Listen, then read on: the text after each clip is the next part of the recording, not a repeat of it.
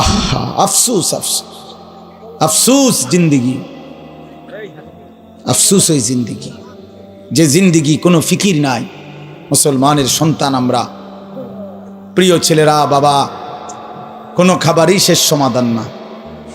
সেটা বিরিয়ানি হোক আর আরো ভালো কিছু হোক, সব কিছুরই গন্তব্য বাথরুম।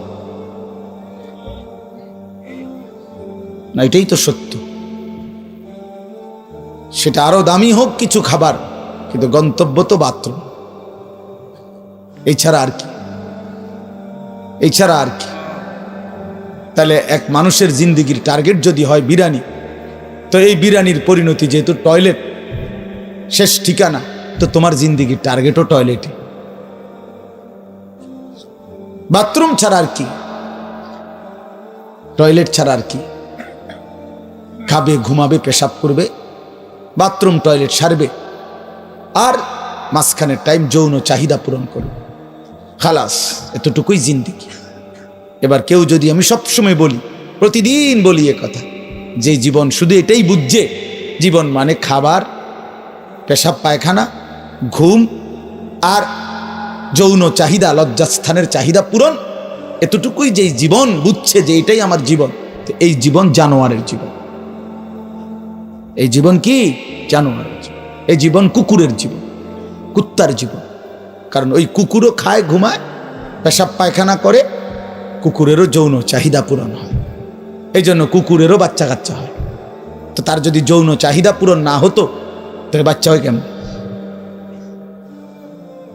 এই জন্য কোরআনুল কারীমে আল্লাহ তাআলা বলছে, ওয়াত্তাবাআ হাওয়াহু ফামাসালুহু কামাসালিল কালব।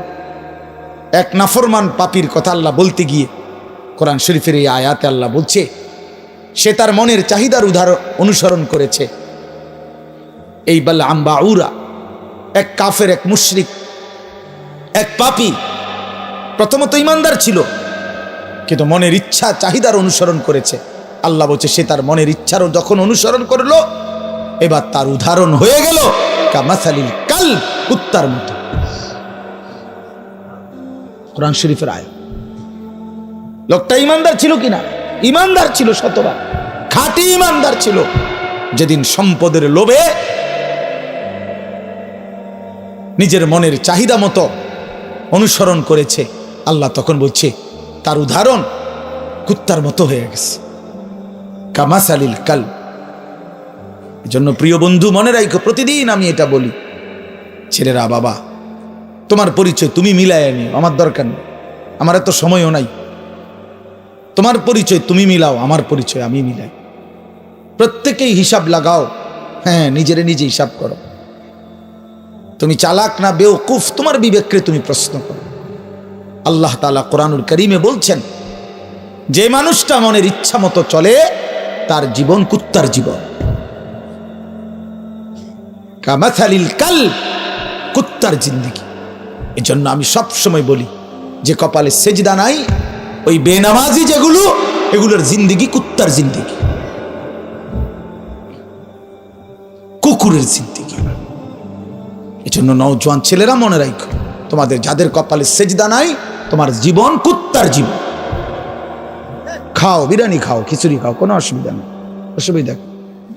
যার যার বাড়িতে টয়লেট তো আছেই, খাইবা না? বাথরুম তো আছেই, ভাত খাও। যা মুখে অর্জন করলা, তা বাথরুমে ক্লিয়ার করে দিলে, খালাস। তো আর অর্জন করি জীবনের, এ তো গেল গাই। এই জন্য আমরা এটা বোঝা উচিত, আমাদের এটা ফিকির থাকতে হবে। আমরা মুসলমান, মুসলমানের 10 বছরের বাচ্চাও দামি, মুসলমানের 6 বছরের বাচ্চাও দামি, মুসলমানের 60 বছরের বুড়া মানুষও দামি, মুসলমানের 1 সেকেন্ড দামি, মুসলমানের 1 মুহূর্তও দামি। আমার প্রতি মিনিটের হিসাব হয়, আমার প্রতি মুহূর্তের হিসাব হয়, আমার প্রতিটা নিঃশ্বাসের হিসাব হয়। তাহলে আমার আবার অবসর কোথায়? আমার আবার ছুটি কোথায়? আজকে আমার মাদ্রাসা বন্ধ হয়েছে, আমি লম্বা বয়ান করছি ছাত্রদেরকে, 450 ছেলে ছুটি দিছি সকালবেলা। তা আমি এটা বলছি, বাবা, আমাদের কোনো ছুটি নাই।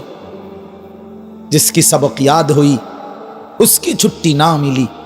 আমাদের বুজুর্গরা এটা বলে, যারা আখিরাতের সবক মুখস্থ হইছে, যে কলিজার মধ্যে এটা মুখস্থ হইছে যে আমারে মরতে হবে, আমারে জান্নাতে যাইতে হবে, আমারে কবরের আযাব থেকে মুক্তি পেতে হবে, জাহান্নামের আযাব থেকে মুক্তি পেতে হবে, তার আবার ছুটি কিসে? আমি ছুটি কাটাইলে হবে না, আমারে বাড়িতে থাকলেও ফজরের নামাজ পড়তে হবে, মাদ্রাসায় থাকলেও পড়তে হবে, বাজারে থাকলেও পড়তে হবে, বিমানে থাকলেও পড়তে হবে। আমার আবার ছুটি কি? আমার কোনো শুক্রবার নাই, আমার কোনো 21শে ফেব্রুয়ারি নাই, আমার কোনো 16ই ডিসেম্বর নাই, আমার কোনো 26শে মার্চ নাই, আমার কোনো ছুটি নাই।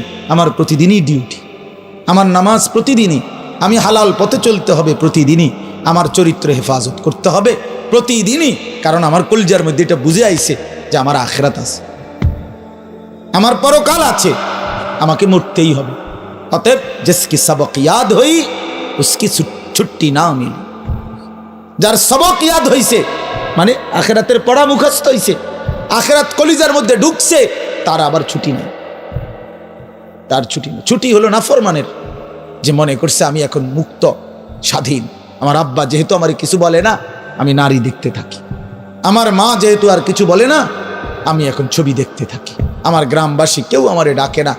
আহ, তোমারে কেউ ডাকে না বাবা, তোমার চুল জানোয়ারের মতো, তোমার চুল বেঈমানের মতো, তুমি পেশাব করে টয়লেটে ঢিলা কুলুক টয়লেট পেপার ব্যবহারের গুরুত্বও নাই, পাক নাফাকের ধার ধারণা, নিজের মাকেও দেখো, মানুষের বেডিরেও দেখো, আপন বোনকেও দেখো, রাস্তার মেয়েকেও দেখো।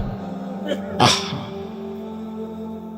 ওই দেখেন ওই ওরা ওই কথা বলতেছে, মানে কিছু ছেলে থাকেই অসভ্য, যে শক্ত অসভ্য, মানে এটা একবারে শক্ত। কিছু ছেলে এত নিকৃষ্ট বেয়াদব যে তার কথা হইল আমি হুজুর জীবনেও কারো কথা শুনি না, আপনার তারা হঠাৎ করে শুনি না কি করব? হ্যাঁ হ্যাঁ, বাস্তবতা এটা।